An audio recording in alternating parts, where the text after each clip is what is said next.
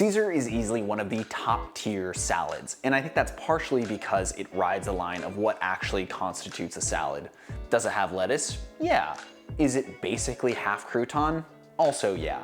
I'm gonna show you the classic way to make your own Caesar salad dressing, and I'll show you a really easy kind of cheater way that may be better than the original. Equipment wise, we'll need a large bowl for our dressing.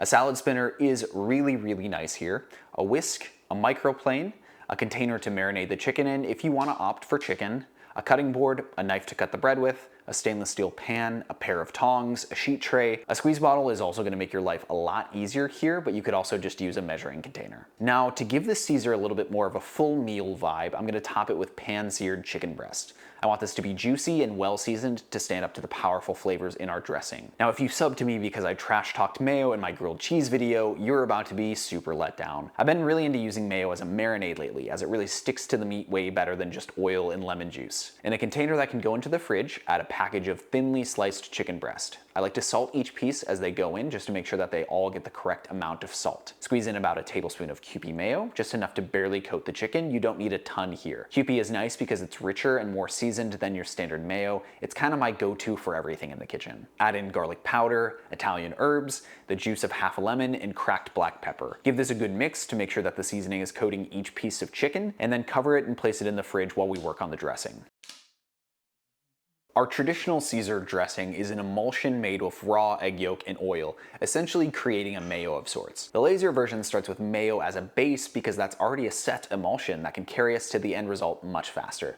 Let me show you the traditional one first. To a large bowl, grate 1 clove of garlic and add in 1 whole anchovy. I like to take a fork and smash the anchovy and garlic together to form a pungent paste. Add in 1 teaspoon of Dijon mustard for both flavor and as an aid to creating our emulsion. Add in 1 egg yolk and mix that in as well. At this point, you can switch to your whisk and squeeze in the juice from half a lemon. Some people don't like Worcestershire sauce in their dressing, but I like a few dashes of it here. I'll add a pinch of salt just to bring out everything, but not too much because most of the ingredients in here have their own salt. Now, this is about 1/4 of a cup of vegetable oil that you're gonna slowly drizzle in while whisking vigorously. When I say slowly, I really mean it. At the start, I like to literally do 1 drop at a time. The more oil that gets incorporated, the faster we can begin to drizzle. You're looking for there to be no visible streaks of oil or no droplets of oil when you add more. Continue working slowly until you've added about as much oil as there was other ingredients. At that point, you can start to pick up the pace. Creating an emulsion, which is a suspension of oil in water, takes a lot of effort. Essentially, we're creating a stable base from the water that's in the yolks and the oil that's slowly incorporated into it. We're gonna need to break up that oil physically by whisking vigorously to ensure a stable emulsion. By going really slowly at the start, we allow the oil droplets to be broken down into super tiny microscopic droplets. The good news though is that the hard work we put in at the beginning is gonna pay off later. As we continue whisking to add oil, the scales begin to tip and the oil droplets themselves help stabilize oil entering the emulsion. This happens around that time that the volume of water is the same to the volume of oil added. As long as the initial emulsion is set, you should be good to continue working. As you get towards the final amount of oil, this is where you can begin to decide on the texture you like. If you want it super thick and creamy, something almost like a mayo, continue adding up to a total of half a cup of oil. If you want it a little runnier, stop when you reach the desired texture. For me, I like it super creamy, but not as thick as a mayo. I still want this to be able to drip off a spoon. Season this with a ton of cracked pepper and a ton of grated parm. The final taste should be punchy, acidic, salty, and peppery. Super delicious. I'm just gonna set this whole thing in the fridge while I prep everything else. So the lazy and my new favorite way to make the dressing is like this. In a large bowl, grate 1 clove of garlic and add in 1 anchovy. Smash the anchovy into the garlic with a fork to form a paste and mix in 1 tablespoon of Kewpie mayo along with 1 teaspoon of Dijon. The mayo basically acts as a pre-emulsified dressing to build off of. Think of this as the first phase already done. Add in the juice of half a lemon, a few dashes of Worcestershire sauce, and a pinch of salt. From there, you can aggressively add in about 1/4 cup of vegetable oil, upwards to a half a cup if you want a thicker dressing. Because the emulsion is already formed in the mayo itself, you don't really have to worry about going slow. Simply make sure that the oil gets incorporated. Season this with tons of pepper and tons of parm, and you're good to go. The taste is almost no different than the version that takes about 3 times as long to make, so it's definitely worth going this route.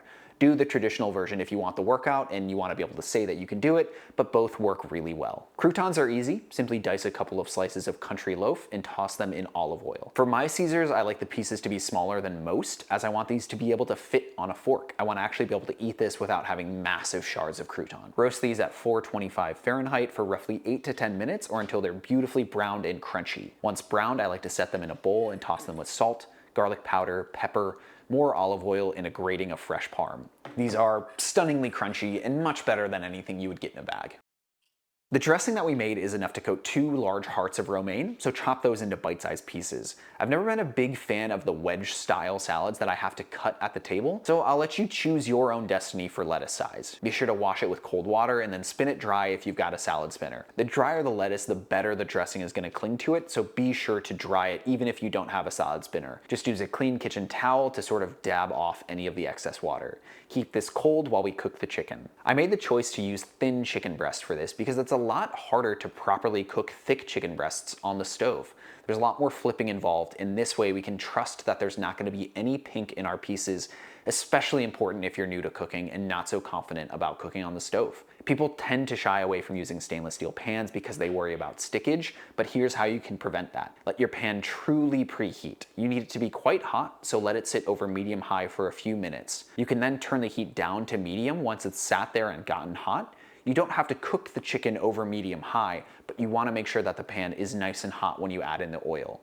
A cautionary word of warning though, don't let your pan get scary hot. Don't just ignore it on the stove. That's how you accidentally end up smoking up your kitchen, or worse, starting a grease fire. The oil should be barely smoking when you put it in the pan, and once you do, get your chicken in right after it. You can see that when I place in my chicken, it's immediately not sticking to the bottom. That's because the pan was nice and hot when it went in.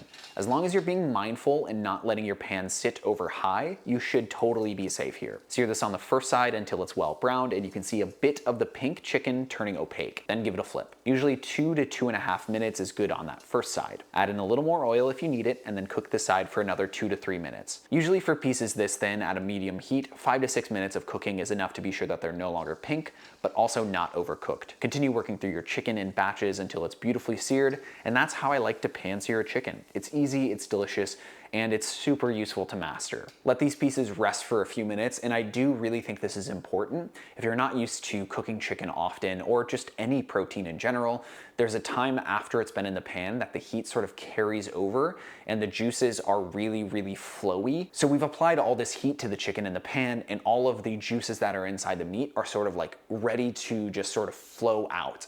What that means is when you cut your chicken, it is going to just leave all of the juice on the cutting board. If we wait just a couple minutes, the juices have time to resettle into the chicken fibers and into those protein strands. And you're not gonna end up with a ton of juice on the board. The juice is gonna stay inside the chicken, which means when you eat it, you're getting a much better flavor, a much better texture, and a much better mouthfeel. If you don't rest your meats after cooking them, I highly recommend implementing it. It is going to immediately make your cooking so much better. Once the chicken's rested for a few minutes, dice them into bite-sized pieces. So now it's time to learn how to properly dress a salad. Make sure the dressing is in the bowl first, and then top it with the lettuce. Use a clean hand or a pair of tongs to coat every single piece in that beautiful dressing. You don't want to see a ton of dressing left in the bowl, so sort of underdress it first, and you can always add more. Top it with the croutons, the chicken, and then I like to shave on some nice pieces of parm here.